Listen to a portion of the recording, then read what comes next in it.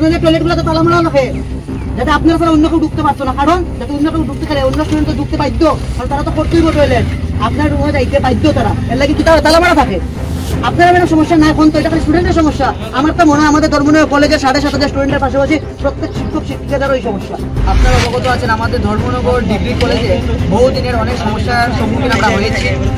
আমাদের ধর্মনগর ডিগ্রি কলেজের যে টয়লেটের ব্যবস্থা এতই নিম্নমানের, আমাদের কলেজের কোনো ছাত্রী বোন সেই টয়লেটে গিয়ে টয়লেট করতে পারে না, তার কারণ সেখানে পানীয় জলের কোনো ব্যবস্থা নেই। এরকম আমাদের যে লাইব্রেরি রয়েছে কলেজের, সেই লাইব্রেরিতে পর্যাপ্ত পরিমাণ বই না থাকার কারণে অনেক বোনেরা আছে যারা বইয়ের অভাবে পড়াশোনা করতে পারছে না। তাই আমাদের লাইব্রেরিতে যাতে পর্যাপ্ত পরিমাণে বই রাখা হয়। তৎসঙ্গে আপনারা সবাই অবগত আছেন আমাদের ধর্মনগর কলেজ ত্রিপুরা রাজ্যের মধ্যে দ্বিতীয় বৃহত্তর কলেজ। সেই কলেজে পলিটিক্যাল সায়েন্স ডিপার্টমেন্টে প্রায় 2000-এরও বেশি ছাত্র সংখ্যা রয়েছে।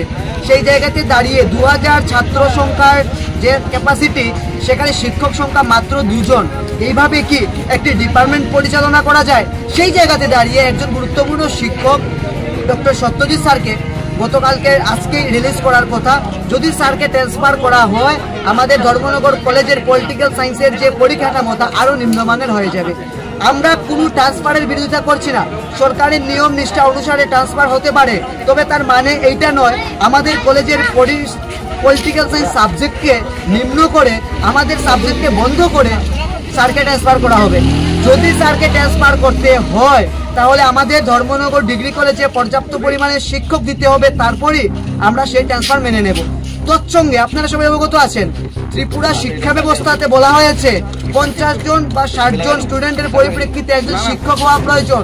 সেই জায়গাতে দাঁড়িয়ে আমাদের ধর্মনগর কলেজে 500 জন স্টুডেন্টের পরিপ্রেক্ষিতে একজন শিক্ষক রয়েছে।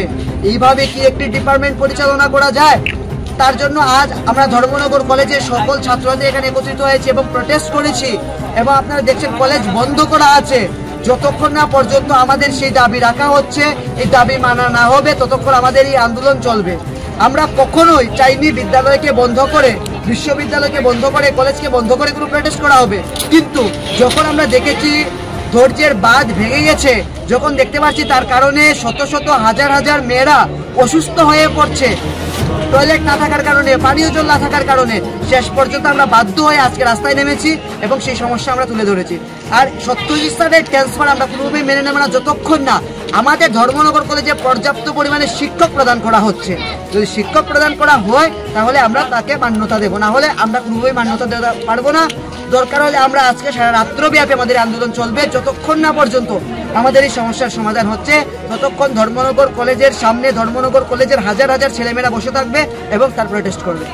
মশলা হাতে নয় চামচে তুলুন। লংতরাই গুঁড়ো মশলার প্রতিটি 250 গ্রাম প্যাকেটের সাথে 1টি চামচ ফ্রি। লংতরাই গুঁড়ো মশলা, রান্নায় তোমাকে চাই।